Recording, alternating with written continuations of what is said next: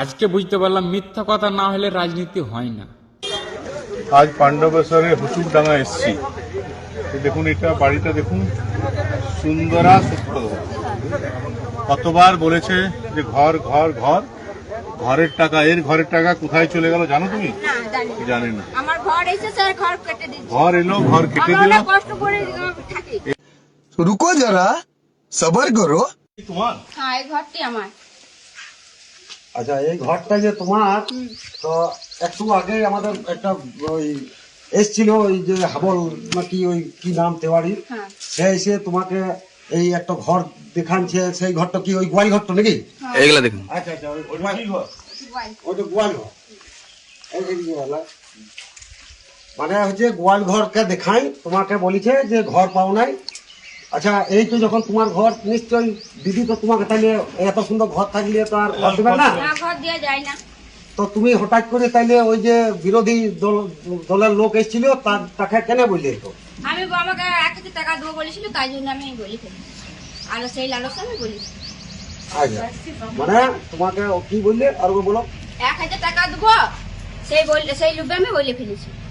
আচ্ছা, আর টাকা দেবো করে তুমি বলে দিয়েছো। আচ্ছা, দিদির কোনো কিছু ফ্যাসিলিটি তুমি পাও? হ্যাঁ পেয়েছি, লক্ষ্মী ভান্ডার পেয়েছি, আর স্বাস্থ্যসাথী কার্ড আছে, বাহ। আর আমার মেয়ে কি বলে কন্যাশ্রী, রূপশ্রী, হুম। এগুলা পাই। এখন বাহ। আমার মেয়ে পড়ছে। তাহলে আগামী দিনে যখন আমাদের ভোট আসবে, ভোট তুমি কাকে দেবে? আমি মমতাকে দেবো। বাহ, ঠিক আছে। আচ্ছা, মানুষ এতটা নিচ জায়গায় নেমে যাচ্ছে আমি কিছু বুঝতে পারি না। হ্যাঁ, সামান্য 1,000 টাকার জন্য তোমার 5 বছরের ভবিষ্যৎ নষ্ট করে দিবে। সেই সব নেতারা তোমাদেরকে বলে আমি 1,000 টাকা দিচ্ছি। কোনো নেতার বিরুদ্ধে কথা বলো, সেই নেতা আমাকে কিছু বাড়িঘর দেয়নি। সেই নেতা কি বলছে আবার, তোমার বাড়ি ঘরের টাকা কাকে দিয়ে দিচ্ছে, কোথায় চলে গেছে? হ্যাঁ, তোমাদের লজ্জা শরম লাগে না? ও, আমরাই যখন চয়েস করি কোনো নেতাকে, সে নেতা তখন কি হবে, আমাদের কাজ করবে? আমাদের তো মুখ থেকে তো ঝুট্টো কথা বের করানো হয় সামান্য পয়সা দিয়ে। হ্যাঁ, সামান্য তো পয়সা দিয়ে আমাদের মুখ থেকে তো ঝুট্টা কথা বের করানো হয়। তাহলে আমরা যখন কাউকে 5 বছরের জন্য ডিসাইড করব, তাহলে আমাদের ভবিষ্যতে কি করতে পারে আপনি ভেবে দেখেছেন? হ্যাঁ, আমাদের লজ্জা শরম বলতে একটুকা কিচ্ছু নাই আমাদের। হ্যাঁ হ্যাঁ, ছি ছি ছি ছি ছি ছি রে।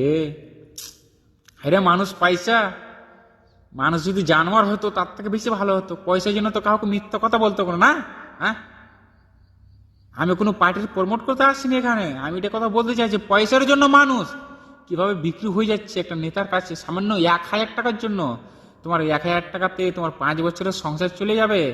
1,000 টাকা তোমার তো পেট্রোল খরচা যায় 2 দিনে বা 3 দিনে বা 5 দিনে।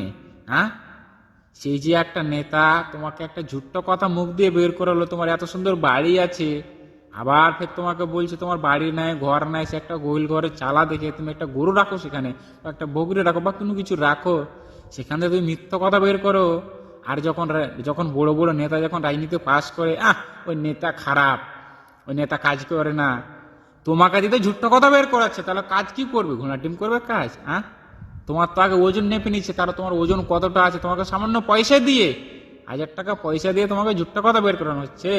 এটাই তো আমাদের দেশের রাজনীতি। হাইরে হাইরে হাইরে হাইরে, রাজনীতি ঝুট্টা কথা না হলে রাজনীতি চলবে না দেশে।